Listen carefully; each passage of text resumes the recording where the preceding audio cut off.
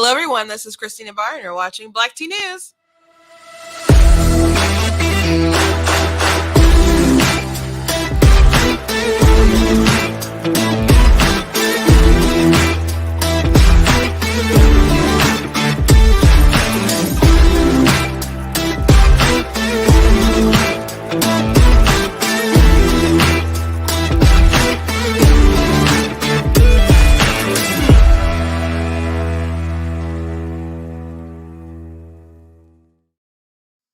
Hello. Welcome to Black Tea News. I am your host, Christina Barr. Today, we are going to be talking about Candace Owens. SNL did a spoof of her, which, you're getting pretty big up there. I guess when SNL starts like dissing you like that. And so she watched it and she had an interesting commentary about SNL. I think the skit is interesting is too strong of a word.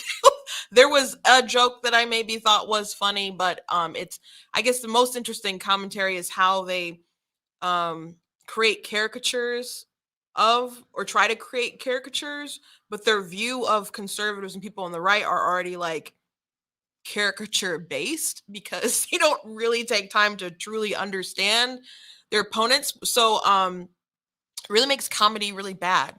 Comedy is in a really bad place. Like every blue moon, SNL will have a good skit. This wasn't a good skit, and the impressions weren't very good either. So Candace wasn't impressed. I wasn't too impressed, but Candace had an interesting commentary. So her commentary about it is making waves, and Candace is very intentional. You got to give it to her for how she gets into the media. So we're going to be watching that and breaking it down on the show today. Also, Justice Breyer is stepping down for the Supreme Court. And at this time, people are reading tea leaves, like Ben Shapiro, people are talking about tea leaves, like they probably know the Democrats are in a bad spot. So it's better to get rid of them sooner rather than later, because a lot of Republicans should be coming in the House and the Senate, but particularly what's relevant here would be the Senate. And they don't want to cause more trouble. And of course, because the rules were changed, they can get a pick over on the 50-50 line. And then Kamala Harris can break the tie if that's even necessary. Depending on who Biden picks, they might not even need her. It could be bipartisan. I mean, there's pretty some, squishy R's in the Senate. But a lot of Democrats are pushing to get someone super progressive in there. And Biden doesn't need to. He could just get someone who's pretty reliably left. But his side pushes a particular way. So we'll see what Biden does, because he has nominated some pretty radical people. He was like straight up communist for like some positions. So and some of them have gotten shut down. There have been some bad choices that have gone through. But we'll see. We'll see. So we'll be talking about that. And also the replacement, people are pushing that he chooses a Black woman, which is a promise that Biden made. And right now it seems like, I think Jen Psaki and them confirmed that that's still his plan. So we're not really, I'm sure there's plenty of Black women qualified for this position. And I don't think at the end of the day, they really care that they are Black women, because people don't care about Clarence Thomas being a qualified Black man. But the ideology is what's most important to them. And they don't necessarily even need to be very good at their job, but they will be excited if they are a Black woman. So we'll be talking about that, and I guess their plans to have an affirmative action hire. And this is something that Biden has done. Kamala Harris, that's why she's there, folks. He said he was going to pick a woman of color, like a Black. That was his plan. That he announced that, and she's there, and she's awful at her job.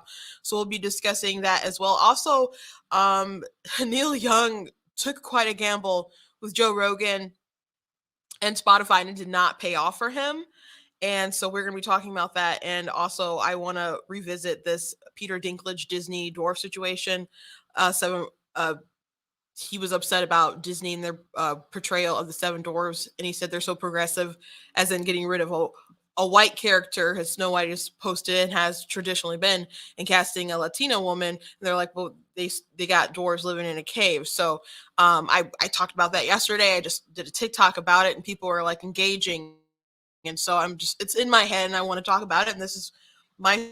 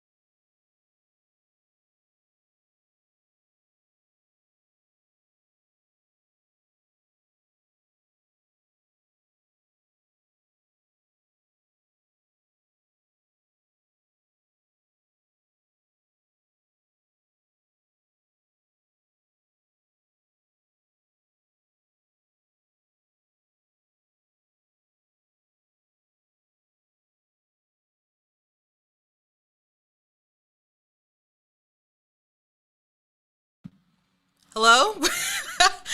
Sorry. I don't know what happened. I just froze. So, thank you everyone who's briefly stuck on. I just had a malfunction, so sorry about that. Now I am back and continuing on. I had to like close down all my Chrome, all my browsers, and come back in.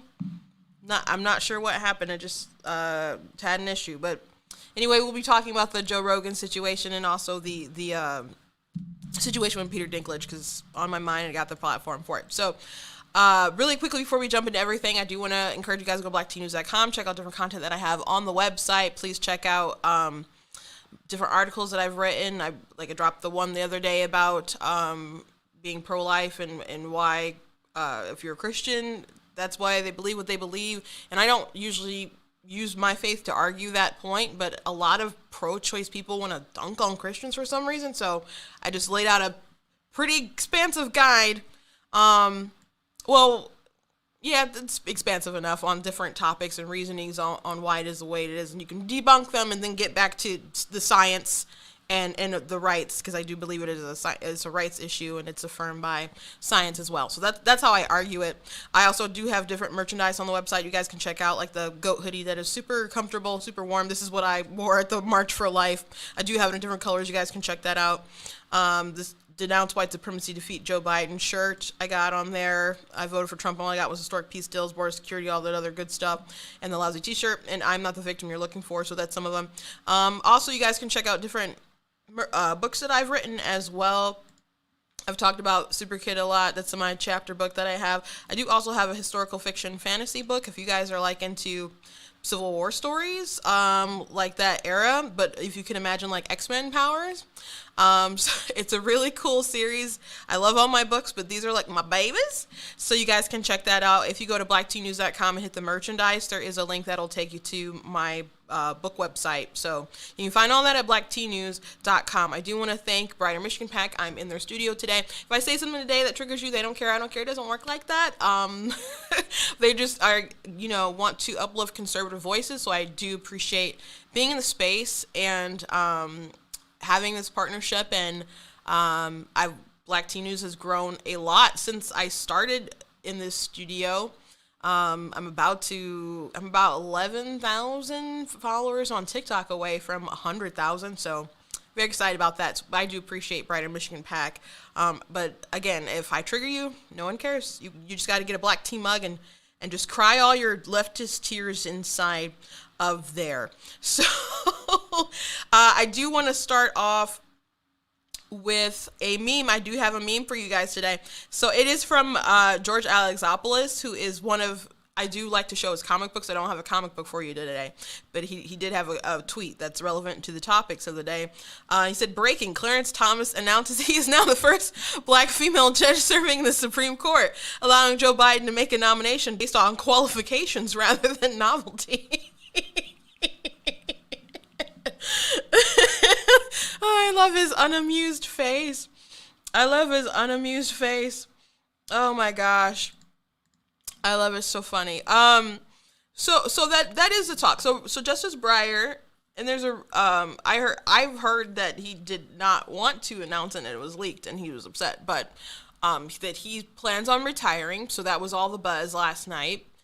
And he's leaving Supreme Court. So if for people concerned, super concerned, it's not going to change the dynamic of the court because you are replacing a leftist judge with another one. So the question is, will he be a moderate or will he be very progressive? So there's people, of course, on Biden's side who want them to push the most progressive person possible, and they want Breyer to step down fast so they can go through the process. And while Democrats still have a 50, it's a 50-50 split, but Kamala can come in and break a tie because they did change the rules. Republicans changed the rules in order to get Gorsuch through when Democrats were playing games, in which their reasoning for that was Democrats changed the rules earlier than that so they could get other judges in, without needing 60 vote threshold. So it didn't work out too well for the Democrats in the long run. And I don't know if they pick someone who's not crazy, and as long as they're not super mad bonkers, they should have bipartisan support. You'll get people like, I don't know, Murkowski and other folks who will go ahead and vote across the aisle to get their person through. And if not Gorsuch, Obama's pick, Garland, who is now the AG, if he had gone through confirmation hearings, I'm sure he probably would have gone through, because there would have been Republicans Republicans willing to meet with them, but at the end of the day, they didn't go through the confirmation process and have that vote.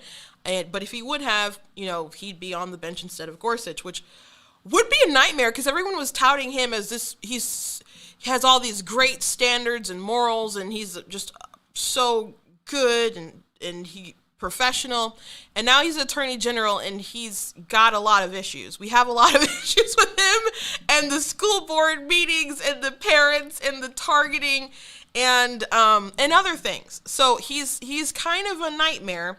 So I can't imagine him, and frankly, it could have been worse, is the issue. It could have been worse, and it could always be worse, because that's the world we're living in. So I think it would have been awful if he was a Supreme Court justice, especially if he was on the court rather than Gorsuch. So Biden could still pick someone like him, and that would be their moderate good guy that everyone would probably vote bipartisan. Not everyone, but people would reach across the aisle, and they wouldn't need Kamala Harris. But if they get someone who's super progressive, which is what some loud voices on the left would like, and that would be another suck it to the Republicans. I don't think that, depending on how bad they were, they wouldn't get bipartisan support, but they probably could still, actually, but they don't need it, because Kamala Harris could just break the tie. Would Manchin vote for just an absurd, crazy person? They'd have to be pretty absurd and crazy. They'd have to be pretty absurd. So we'll see who Biden ends up nominating, but he, as of right now, as the joke, points out, Biden is planning to nominate someone who is a black woman. I don't think that Democrats really care that much about race. It's like a shiny thing that they talk about as if they do care. But if you do not think like them, you are a nuisance. You are a complete, total nuisance. I showed you guys a video of a young woman who was attacked, a black conservative who was attacked. I think maybe I showed you guys on Monday a video about her. And actually someone who did a video attacking her, calling her a coon, she was in an army shirt. So that got out and she got in trouble. So she ended up taking that video down and apologizing, which her apology was, I'm sorry for wearing an army shirt because I represent something bigger than myself, which that was fine with the apology. But she was also like, well, that person said stuff about the BLM movement. So, so it seemed like, there wasn't really true accountability and sincerity there in the apology. So it wasn't my apology to accept, but I thought it was a trash apology, and she just, I don't know, she just deleted the video and left it at that, in my opinion. But if you don't think the way that they want you to think, because Clarence Thomas is on the Supreme Court, he's a pretty iconic black fellow on the court, right? He's had a very amazing career. They don't respect him because he's black. They despise him. Michael Eric Dyson has said some awful things that I won't repeat right now. I've played it before, but I'm careful about repeating it because, I don't know, it's stuff that would probably get you flagged and taken down, frankly. But he's made comments before about other people, like a black mouth is moving, but white ideas are coming through. But it was kind of along that vein, but imagine Germans. And so you guys can use your imagination or just look it up yourself. But people say terrible things about Clarence Thomas because he doesn't fit their mold. And he dared to persevere despite the fact that Joe Biden and the likes of him tried to destroy his life over a seat. So I think Clarence Thomas himself was like, a job like this isn't actually worth it. I'm here to preserve my integrity. So that it became something bigger. And as a matter of fact, that's why so many people were fighting on behalf of Kavanaugh so hard. Because, when I think it was Collins who gave a speech about why she was voting for him in the end, and she was making him seem kind of so, like, moderate that I was like, ugh, I don't know about this anymore. But people were so gung-ho about him because of how they attacked him so fiercely. Because he wasn't on their side. So they don't have any loyalties to blackness, to if you're Hispanic, if you're gay. Gosh, gay conservatives, I hear it all the time, that it was harder to come out as a Republican than it was harder to come out as a gay person. People say that all the time if they're on the right and they're gay. So make no mistake, there is no loyalty about all this inclusion stuff. There's no loyalty there. It means nothing if you are not marching to the beat of the same mindset. So them picking a black woman, if she was a black conservative woman, they would tear their hair out, which Biden wouldn't do that. We know he wouldn't do that. But it wouldn't be this great triumph, this great achievement. Now, they may want everyone to be all excited just because someone is appointed and it's historic as far as race and so and whatever. And you can be excited that the country has shown time and time again that it's moved in the correct direction as far as progress and civil rights and so on. We can be excited about that. But am I excited that, like, for example, Kamala Harris is vice president of the United States? No, because she's a crap person and bad at her job.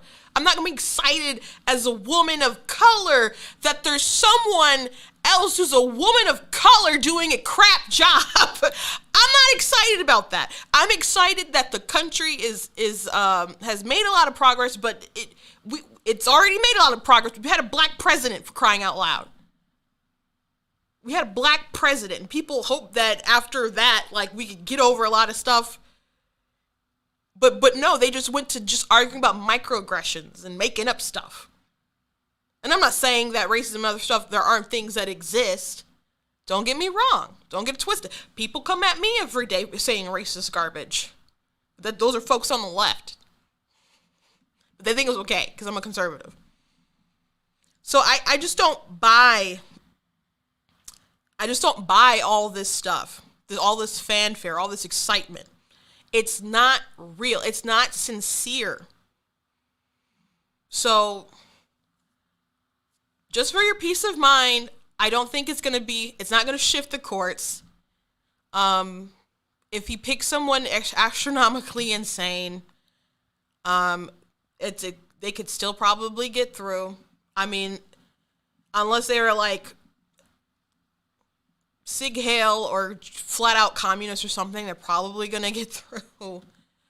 And they're probably going to do this as fast as possible prior to midterms. And I don't think Republicans are going to make a ton of waves because there's not a lot that they can do because Kamala Harris can come in and break a tie. And as long as Sinema and Manchin aren't, breaking formation, they'll get them through. And Republicans aren't going to want an unnecessary battle on that front, especially in the media. So you'll probably see someone go through, and there's bipartisan support. But again, it's not going to shift the dynamic of the courts. When Scalia died, the earth moved. Of course, metaphorically, but I was working in the Michigan Republican Party at the time because it was the 2016 cycle, and that's why I worked there.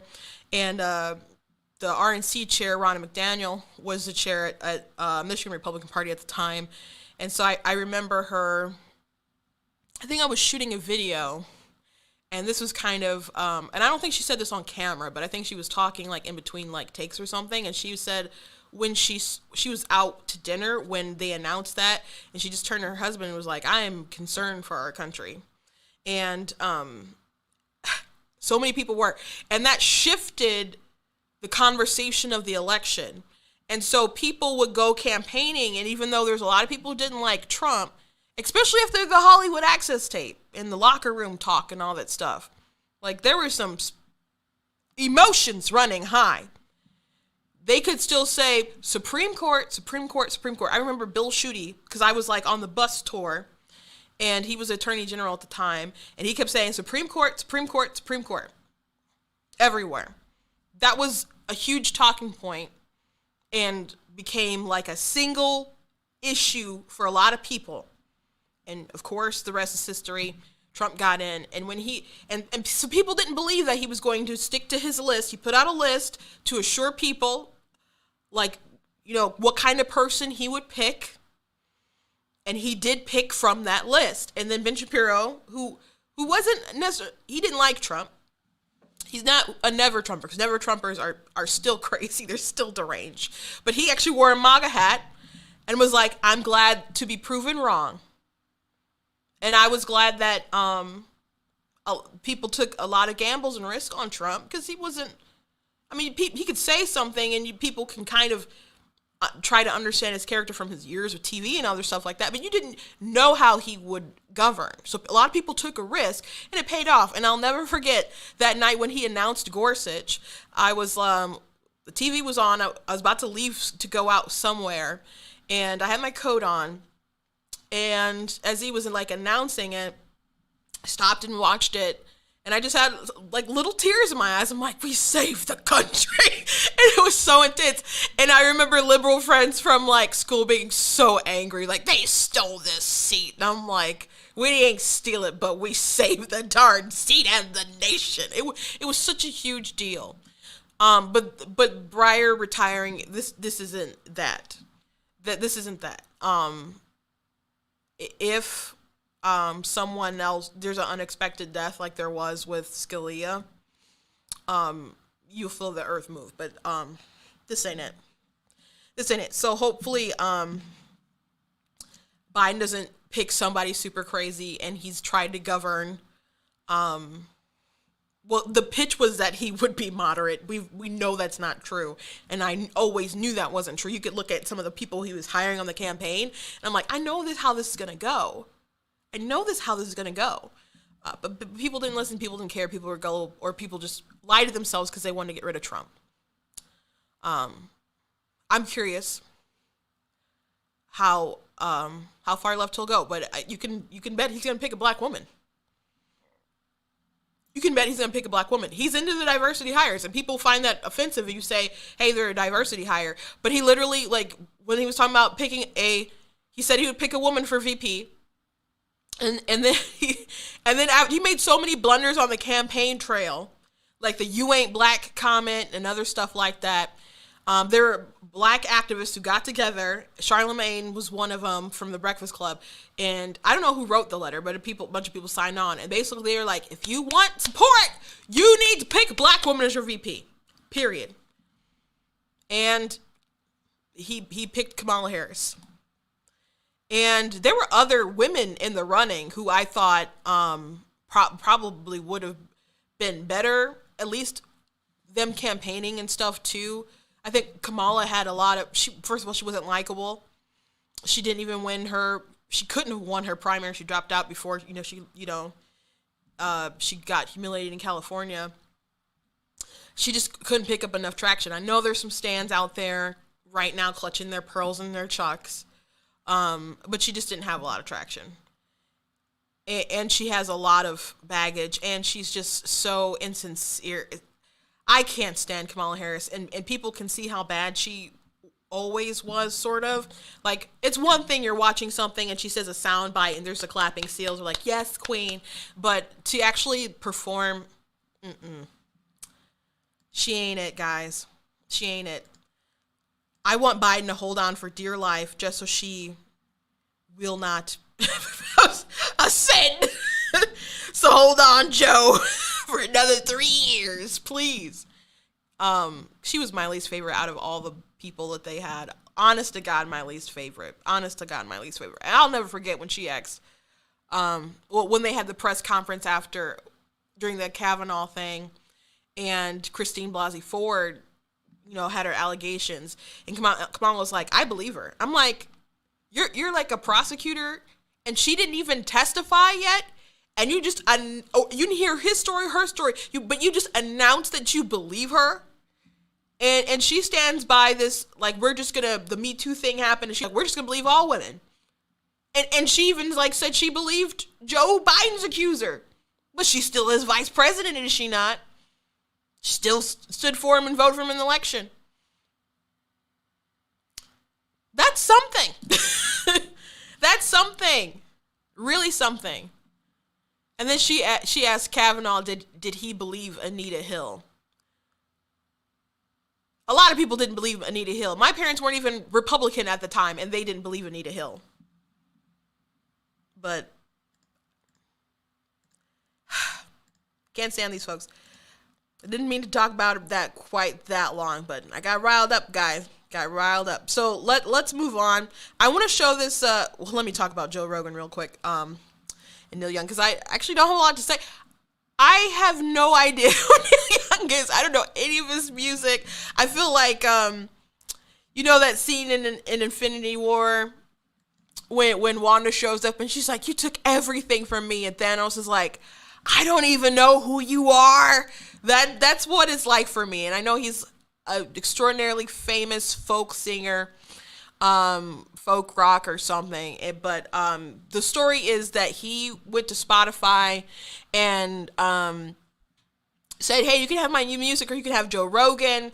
He's spreading misinformation about COVID and all kinds of other stuff. He didn't mince words, and he's like, he's going to pull everything if they didn't get rid of Joe Rogan. So Spotify paid allegedly over $100 million to have an exclusive contract with Joe Rogan. So, and he has like 11 million like average listeners. So Spotify sided with the money. They with Joe Rogan, with the guy that they have an exclusive contract with. That probably wasn't easy for them to do it. And people, when Joe Rogan did the contract, people were like, what? And he faced a lot of criticism from people. They didn't understand him having a contract, but maybe there's some wisdom in having a solid kind of contract with them. But he's extraordinarily popular. He has more viewers than like anything, pretty much. Definitely more than like the news channels and so on.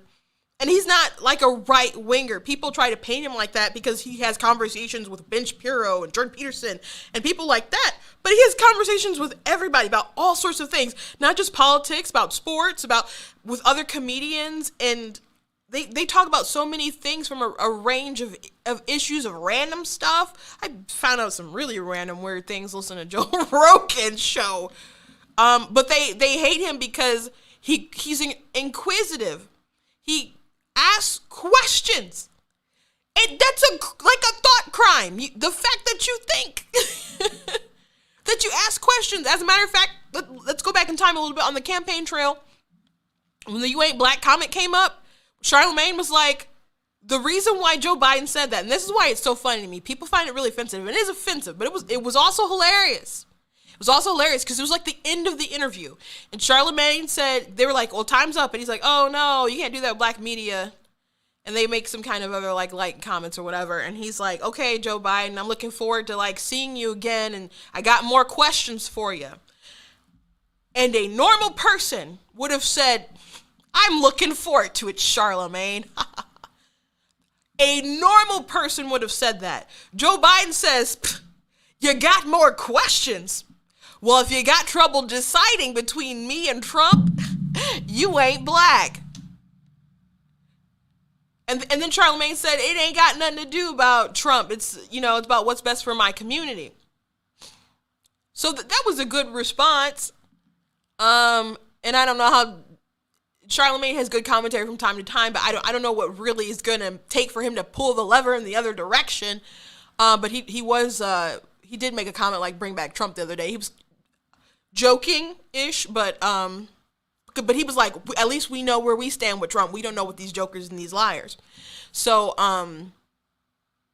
Biden could have just said, okay, I'd love to answer your questions. I want you to make an informed decision. But he said, if you even have to think about it, then you ain't black. Not that you pulled the trigger, that you did it on election day. The fact that you have to think about it, that you're having trouble deciding between Trump And the segregationist, like the person who's did eulogies for KKK high officials, like the fact that you'd have trouble with that, then you just can't be black, man. Like that's what was so wild about it. But yes, thought crimes are bad.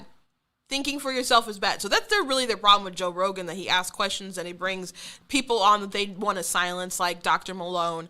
And they were really so upset about Malone talking about mass psychosis formation. And I'm like, it's obviously a thing. And then they came up with all these like debunks and psychologists like that. We're not doing that. People who wrote papers and promoted papers about how social behaviors can help people comply with COVID. It's like, you guys know how to socially engineer people to get them to do what you want. And that's what we're alleging. We can watch the world and see exactly what's going on. But they don't care. But they're mad at Joe. So people like Neil Young was like, let's take him down. And Spotify stood by their money. They stood by their contract. And they stood by their talent. So Neil Young, I think I read, because my computer glitched, so the article went down. I think he stands to lose 60% of his streaming revenue by going off of Spotify. So in the end, he played a game of chicken, and he found out that he's old news. Old news. People said this is like the perfect example of like Gen Z versus like Boomer. Though Rogan's not a Gen Z, but I guess audience-wise, it's what you're kind of looking at, because Rogan has a young audience too. That scares people. And again, he's not someone on the right. He's just someone who asks questions. Joe has said things I disagree with. He said Michelle would be a good... He thought Obama was a good president, and he said something about, oh, let's get Michelle or something. Of course, I disagree with that. He's not on the right. But again, if you think they don't like you, them's the rules. Them's are the rules. So I think it's funny. Again, Joe Rogan won out. But again, I really don't. If you played a song or something, I could recognize it and be like, oh, I've heard that before. But no, I don't really know who Neil Young is, just to be honest with you. I don't really. So next thing I want to talk about is this Candace Owens video. SNL decided to do a parody of her. And when you're that huge, not everybody can take a joke. Candace Owens has had people say some awful things to her, and way bigger comedians say jokes. I think Dave Chappelle said something about Candace Owens one time. So SNL, that is like very hit and miss with their humor, more misses than hits, isn't really something I think would get under her skin, but she did have interesting commentary, so she definitely found a way to twist this into a way to get the conversations going about her. So I do want to play this. I'm not going to play it straight through. I'm going to start it and stop it and chime in here and there. So if you do want to watch this straight through, you're going to have to do that some other time. But it is definitely interesting. Here we go. What do you think of Saturday Night Live's portrayal of you on their recent episode? Yes, I have seen this, and I would imagine that we probably have a clip of that we can all watch together. My next guest is here to address the Voting Rights Bill, which would make it easier for minorities to vote and harder for white people in Florida to vote twice. Please welcome. Okay, first, I already want to stop it. She's very good at doing some impressions. This Laura Ingraham is not good. It's just not good, and I don't know if that's just because she couldn't quite hit it. I don't know if it's because she doesn't have enough respect for the person that she's imitating to get it down to a T. It's just not just not there. I've seen like SNL do good impressions of different Republicans and stuff, and I've seen them fail miserably. This just is not a good impression of her.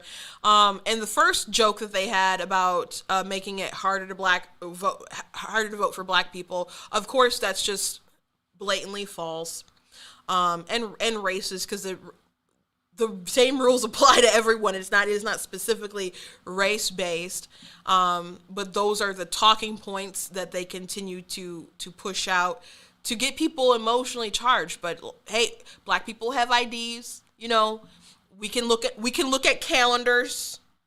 We can set dates on our phone. We have reminders on social media all the time when election day is. So it's not like we're gonna wake up and be like, oh no, it's gone, we missed it. That's not going to happen. And even if people did that, that's not a specific thing that would happen to Black people. So the bill definitely doesn't make it hard to vote. I think that the joke about people voting twice in Florida was a little humorous, but I am disappointed with the Laura impression. It's just not it. Just not it. So let's go on.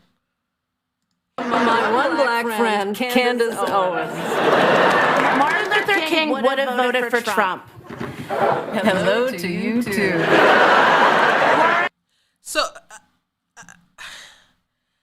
this dreamy-eyed look, I guess at first I was like, are they trying to say she looked gay for her or something? But I think that's just what they believe that people think about white conservatives and their view of a Black conservative, that, oh, so we got that one Black person to say all the things that we want them to say. Everyone just listen to them. They're so great.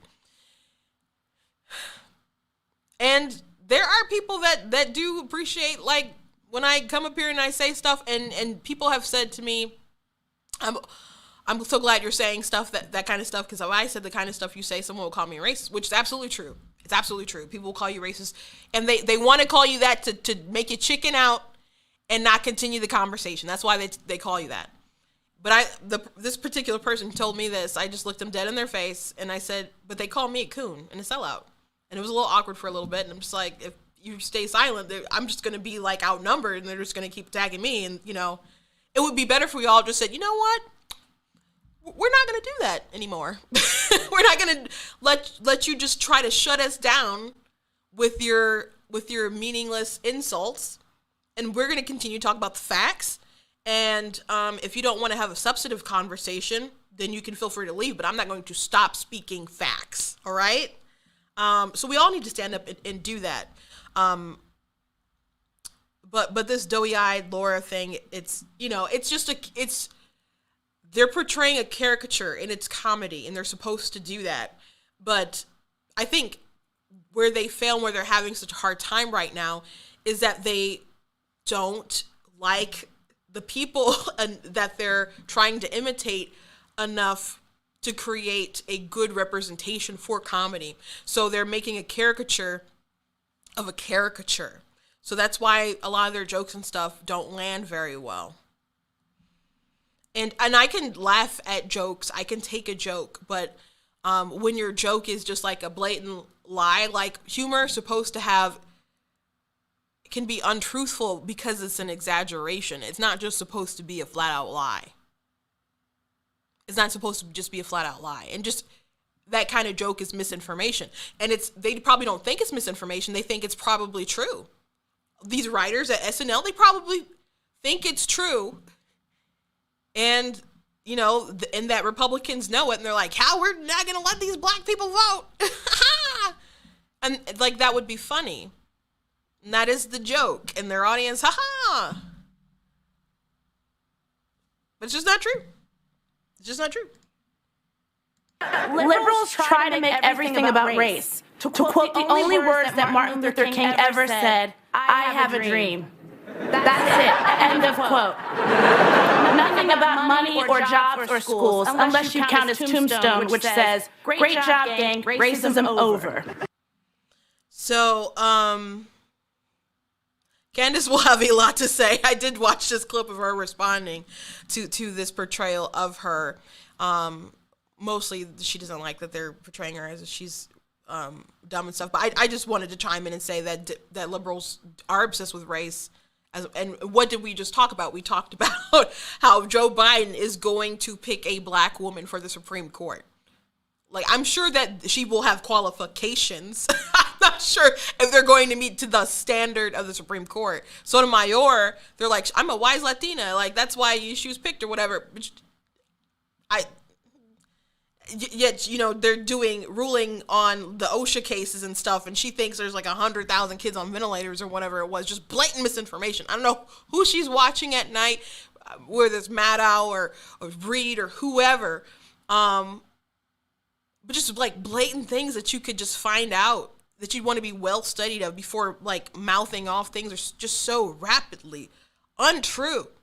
So there are diversity hires out there. And Biden is determined to make one. Now, hopefully she will have the utmost qualifications and not be a crazy person. But all they care is that they are a black woman who thinks like them. That's it. That's what has to be on your resume. Black person who thinks like the white masses. I hope people at home are writing this down. Thanks, Laura. No, it's my greatest honor to continue to fight for African Americans, no matter how many times they ask me to stop. That joke was kind of funny. I'm not gonna lie. that one was kind of funny. That one was kind of funny. I think so anyway. You guys can be offended. I thought that one was kind of funny.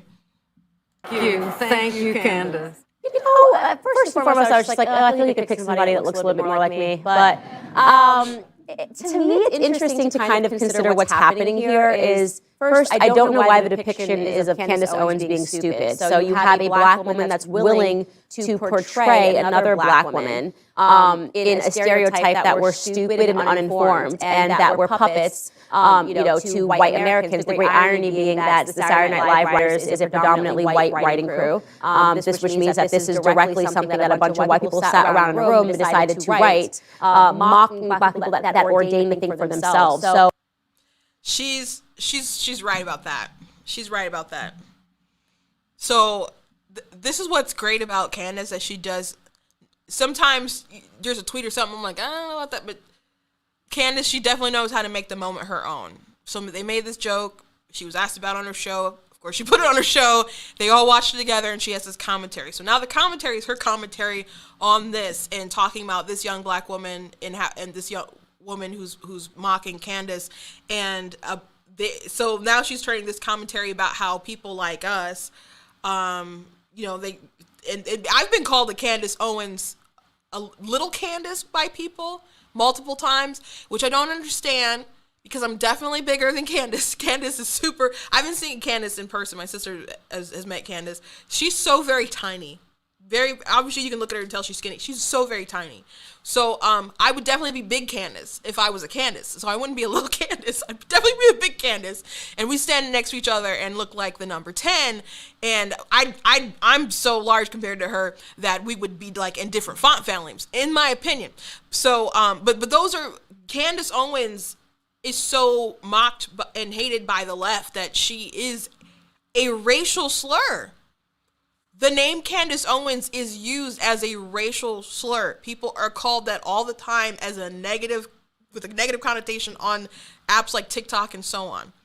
So if that's news to you, that's how popular she is, how much power she has, and how much people despise her.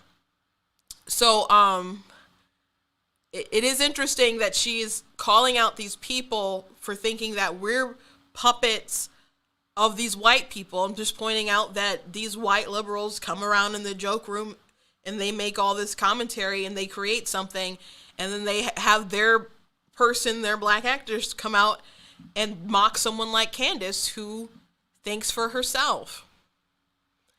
It's an interesting way to flip the narrative. It's a very interesting way to flip the narrative.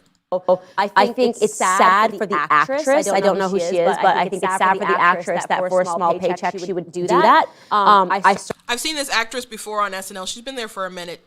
I don't think she's great. I mean, I don't think a lot of people on SNL are like amazing anyway, but out of the current crew that I'm aware of, I don't actually think she's that great. Certainly wouldn't. I would not, mock somebody thinking for themselves, or especially portraying them as if they're just monkey stupid, which is what this clip was meant to be a portrayal of. That said, I always say that comedy, even though none of that is funny to me, is a protected space. So you won't hear me screaming and yelling about it. I'm not easily offended, but I hope that actress is able to re-examine, who she is representing poorly and why she is doing that, and who is giving her those marching orders. Right now, inflation is at a 40-year. So, gotta give it to Candace. Bravo to her. Bravo to her. So that's basically the thoughts and the commentary on it. Do I agree with her point about the young woman? I'm assuming there's a lot of white writers in the writers' room, but I would assume that, I don't know. I would assume they probably got some other people in there who can write different things that are not just white people. But it's not really so much the fact that there will be white people doing it. It's just the collective marching orders that other people aren't allowed to think differently. And you would definitely be pushed out in a lot of different spaces, especially entertainment, if you don't think like them. So I don't even think it's so much that the race in the writer's room would be all white people, but it is definitely a mentality of collectivism, that you're not allowed to be an individual. And Candace Owens, so many people think that black conservatives are just so, that we're all monolith, and there was a good Key and Peele skit about that. That was pretty darn funny. They were like in a meeting and they all kept getting up and saying basically the same thing, and then someone was like, "Oh, your white wife is here to pick you up," and they all went out the room. And so it was a funny skit. Obviously not a totally true skit, whatever, but I found humor in it. But we are very different on a lot of different levels. Like I wouldn't agree with Candace on everything. I definitely wouldn't approach things the same way that Candace would approach them. But I do respect her position, how she goes at and does certain things. I mean, I have an uncle that I can argue with all the time about politics. I don't like arguing with him because he can get pretty emotional, heated about it, and I don't want to take it to a disrespectful place. So there have been times where I have respectfully tried to bow out of conversations, but my mom says that his brother would argue with him all the time, and he's gone. He passed away some time ago, and so her theory is that him arguing with me reminds him of his brother, but I don't know. Maybe he just really likes to argue. But anyway, he's super left wing, and he once told my oldest sister that he liked Candace Owens, and I'm like, your niece can't get through to you, but you like Candace Owens? So I'm like, this lady's doing something right. And when she got so much heat about speaking about George Floyd, and I did say something about her approach to that. I did make commentary on it myself. But she definitely stepped against, the pack and said something that I didn't know about how she said it, gave all this information about his background, but it was information I was glad that I knew. So she said she wrestled with that for a while before she expressed her opinion on that, but she was brave enough to speak. So you can hate her, you can love her, but I definitely think it's good that we are different. There's people out there who may think in similar ways and try to push for similar outcomes, but are still uniquely different. Even when I had This Is Savvy on my show, and I think there's a lot of things about me and This Is Savvy that are very similar. She's a huge TikToker. She's got probably 800,000 followers. She's been on my show twice. But even having conversations, I could see how similar we are, but how different we are. And even though we have similar beliefs in religion and politics, we're still very, very different.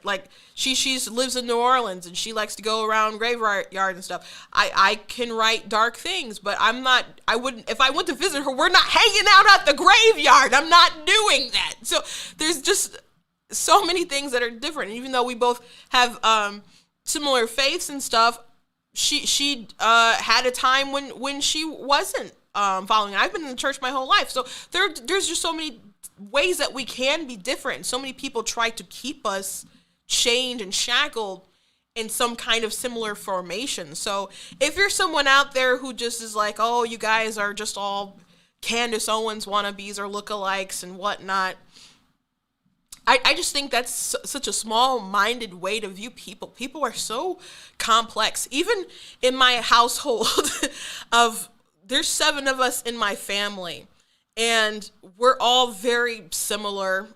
Grew up, 2 same parents, lived together all for a very long time.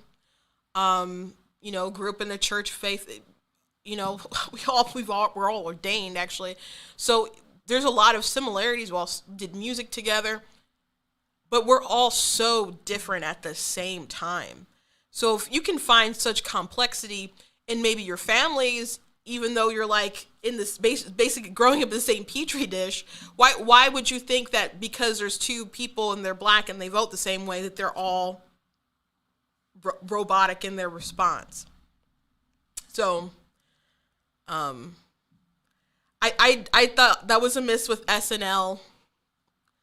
I thought the actress has been there for a while. To me, with the cast, it would make sense they did have her do it. I thought her wardrobe and stuff was okay, but of course Candace is the person, so she'd be more kind of critical. But I thought it was a miss. But kudos on Candace for taking the moment and really making it her own. So kudos to that. Last thing I want to bring up, and I did talk about this yesterday. So I was actually editing the video from yesterday's show because I was going to put just a snippet when I was talking about this Snow White, the Seven Dwarves situation with Peter Dinklage, who was upset because Disney's making the Snow White and the Seven Dwarves, and he had a commentary and he said they're so progressive in one way because they hired a Latina actress to play Snow White, and I ranted about that. I don't think that's necessarily good. But they have dwarves living in a cave. I do not know if they are literally living in a cave, by the way. Some people tried to push back when I did the TikTok and like, well, he's upset because they're living in a cave. I don't know if that's true or not. If someone knows that for sure, you can tell me and link it somewhere. I've read so many articles trying to find a synopsis or information about the dwarves living in caves. And if that is true, I talked about this yesterday. I don't like Disney's live action stuff. I think of it as something really different. That's how I have coped. And I'm not really that much into Disney anyway myself. But it's so bizarre to me that Disney does not want to be respectful to their own content. To me, if they just made basically the Snow White film that Walt Disney loved so much, he was always trying to recapture that magic of the Snow White film, then that would be okay. If they're changing stuff and want them to be like hobos in a cave, that would be weird to me. But if we are actually talking about the film and he just said living in a cave, let's just assume that Disney is just doing pretty much a similar thing. In the film, they lived in a cottage. The cottage was nice. It was just messy because they were busy working and they're a bunch of, stereotypical guys, I guess. And they didn't pick up on themselves. And so Snow White, they took her in after the huntsman was sent to take her heart, sent by her stepmother, who's the evil queen. They took her in and she cleaned up the place or whatever, but they still went out, got their bag, went to the mines, minings for diamonds and all that kind of stuff. They were happy people, except for Grumpy. He was a little grumpy, but he did really like the young lady, and they were kind to her. They gave her a place to stay, willing to protect her and all this other kind of stuff. And when Snow White partook of the apple, when she was poisoned, they went on the move. They went on the move to get the evil witch, and she couldn't transform back or whatever, and they were hunting her down, okay? And so she tried to have a rock or lodge a rock or something, and then a lightning struck the ledge she was on, and she ended up falling to her death. But it was the dwarves who took her out in that pursuit. It wasn't the charming prince or whatever. He did wake her up with true love's kiss after they so thoughtfully gave her a funeral and was like, she's too pretty. They gave her a glass coffin or whatever because they just didn't want to bury her under the ground or whatever because she was so beautiful and they just thought it would be terrible. So they gave her the special coffin. They mourned her, and then the prince comes and he kisses her. A little weird, but that's the story. And then she wakes up, true love's kiss, a happy ending. It's called Snow White and the Seven Dwarfs. Snow White and the Seven Dwarfs. They are the title characters of the film with Snow White. It is about them. She has a love interest. The prince is the love interest, but it's Snow White and the Seven Dwarfs. I remember when Disney was making it such a big deal because it was Ant-Man and the Wasp. And they were saying, oh, this is the first time you have a woman who's a title character. And they're like, how does that make you feel? Like, oh, and Evangeline Lilly's like, yeah, it's so cool, so awesome. So you have, they're in the title character with Snow White. And so what is, I don't know what Disney's going to do because Peter Dinklage talked about it, said they're backwards and whatnot.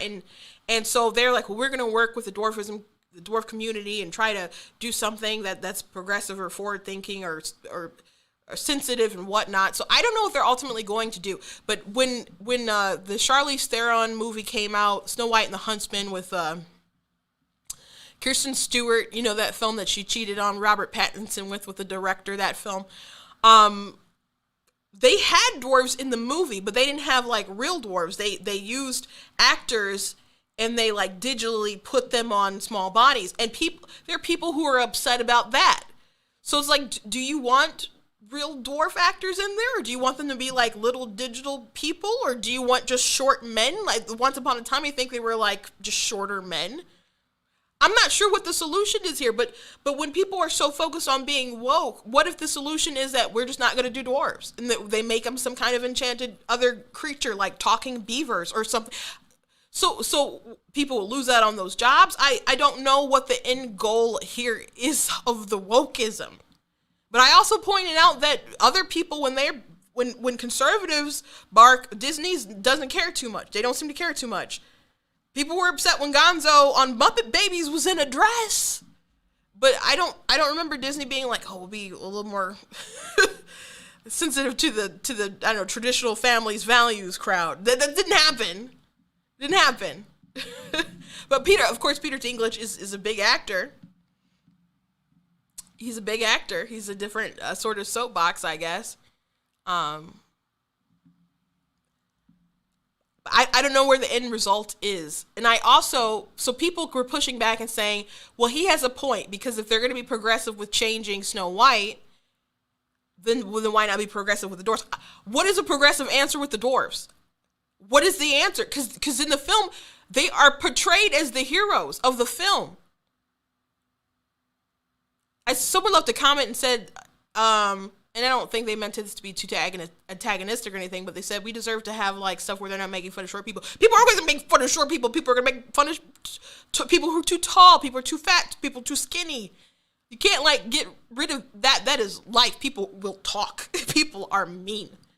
But we're talking about a film where they're heroic. Peter Dinklage I've known him from Elf, and I talked about that. He was the children's author who was pretty abrasive, and Buddy thought he was an elf, so he ended up attacking him. It was a whole bit of a joke. He's been on Game of Thrones, where he played Tyrion Lannister and was a main character and stuff. And Game of Thrones is not known for its as a pillar of morality in the world of entertainment. I mean, it was on HBO, and they did use that HBO nakedness thing they got going on with the film, and there's incest and there's sexual assault. As a matter of fact, there's more sexual assault in the stuff that's in there that wasn't even in the books. There's like, and I saw a video of TikTok, someone complaining about it, how they just did it for shock value for a lot of the times. So if Peter Dinklage was cast in this film for Snow White, and they did it like the film, this would be one of the most heroic sort of roles he's had, the most wholesome roles he's probably had. Because these were good guys. They're the heroes of the story.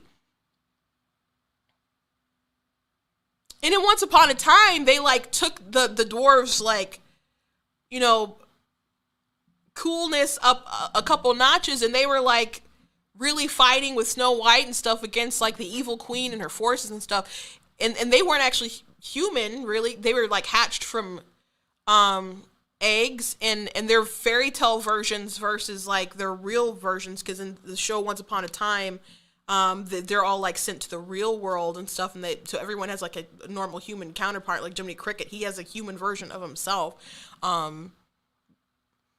And well, I guess in the Once Upon a Time he was originally also a human too, but it's a long story. But there's like,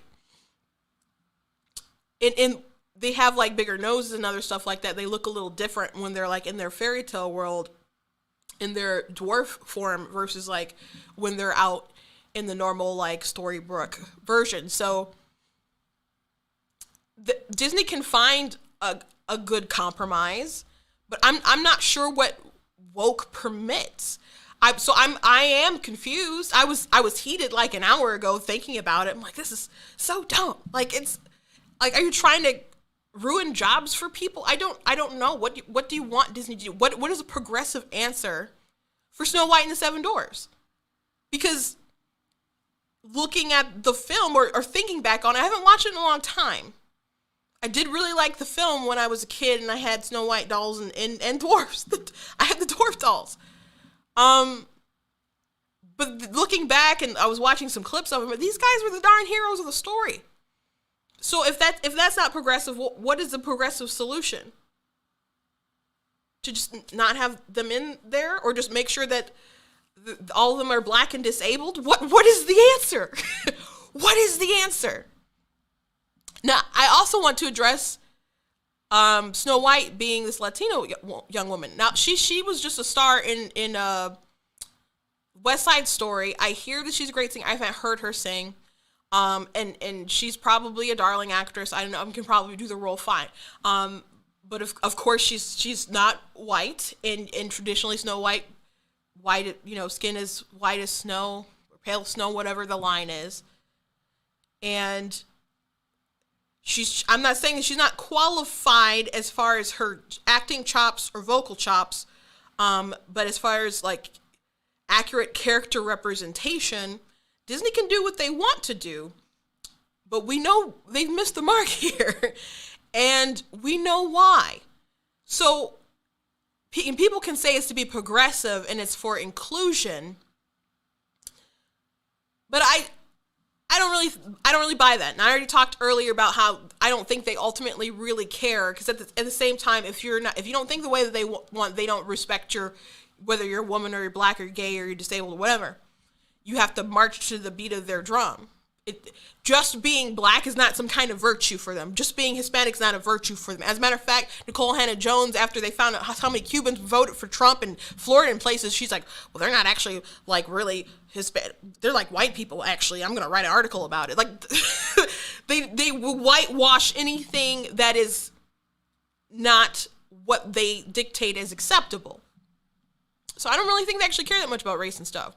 They claim that they do, because in their opinion, it makes them look compassionate and have empathy and stuff. But is it a progressive view when you're just anti-white? Is it? Think about like the Superman story that just came out not too long ago about he has a son, Jonathan Kent, and he's the new Superman. And he's gay, and he has a hacktivist boyfriend with pink hair, and he does, fights against climate change and fights for refugees and all kinds of other stuff. So as blatantly left as you can imagine, very heavy-handed on their part as far as what they're trying to do.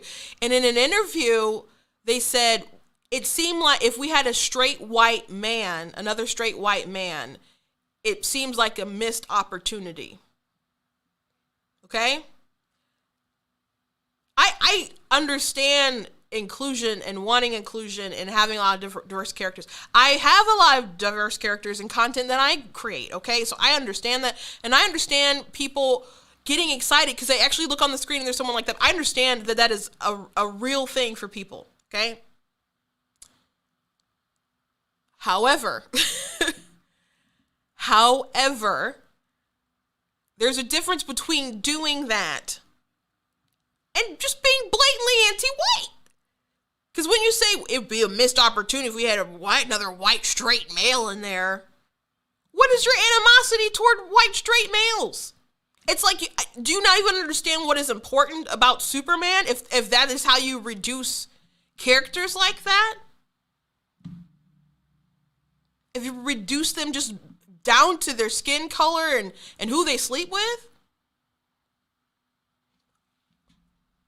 Or WandaVision, when you had Kevin Feige saying, because people are asking about Doctor Strange not being in there, and like, we didn't need another white male saving the day. What? Isn't he the Sorcerer Supreme? Spoiler alert, if you saw No Way Home, I guess Juan is technically the Sorcerer Supreme right now because he got blipped out of existence for some time, so Juan got that promotion.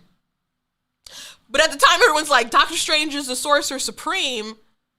What do you mean it would be a missed opportunity or we can't just have straight white men saving the day?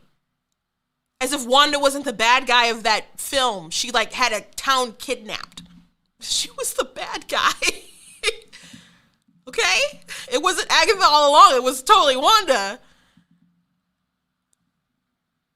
But now granted, COVID was going on, and I think actually they couldn't work. It was trouble with scheduling and getting him in there anyway.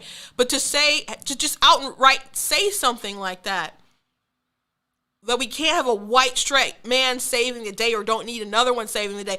Do you know how many white straight male characters did you have? You had 3 of them at the same time in Spider-Man film. Raking in all that cash, you didn't mind them then, Kevin Feige.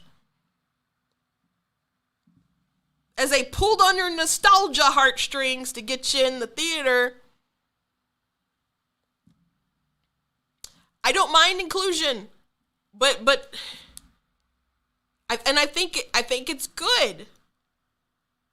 But if your intention is just to be anti-white, anti-straight, anti-male, that's not progressive. That is regressive. That is regressive. When you read things like critical race theory and technically this is in critical race theory and introduction, the book, and they talk about how critical race theory is different than like the civil rights movement because the civil rights movement is focuses on moving forward and it's an incrementalism and you make changes and hopefully we can get to some kind of colorblind society where race and stuff doesn't matter so much. CRT doesn't believe in that. They're like, they have to look at the very foundations of everything. And they want to tear down a lot of these institutions. It is regressive. It's not progressive. It is regressive in a lot of different ways. And this thinking goes beyond like a college course that you might have. It's all in our society. So people being excited like, yay, there's all these characters that are getting replaced. Like Disney, I don't understand why they don't want to be accurate to their Little Mermaid that they made like in 80, when did Little Mermaid come out? I can't remember. But they weren't, true to their character. They decided to change them a little bit. They cast a black woman and she's going to be Ariel and she has like orangish red hair instead of like the blood red hair, at least from the set photos that I've seen. The leaked photos. That's weird to me, not being loyal to your own sort of brand, but they're doing something different. They want to be different. But if it's just because there's too many, you look around and there's too many white faces, I understand that you want some diversity, but you make more diversity. Things, you introduce people to things like Encanto. Like people love that film. As a matter of fact, I don't know if it already did, but it was like passing all. We Don't Talk About Bruno was becoming #1 on the charts. It passed Let It Go as far as Disney sold, and it was going to like overtake Lion King and Whole New World. I don't know if it did that. I don't think the song is that good, but TikTok is a very powerful thing. But you just introduce people to more cultures, to more characters. There's more love to go around. But you don't have to be anti-white and say stuff like, we got to get rid of all these white males or do all these character deconstructs. You don't have to do all that. So I don't think they're very progressive. And I'm not going to give them credit for having Hispanic, Latina, Snow White. That's not how it's supposed to be. Disney can do what they want.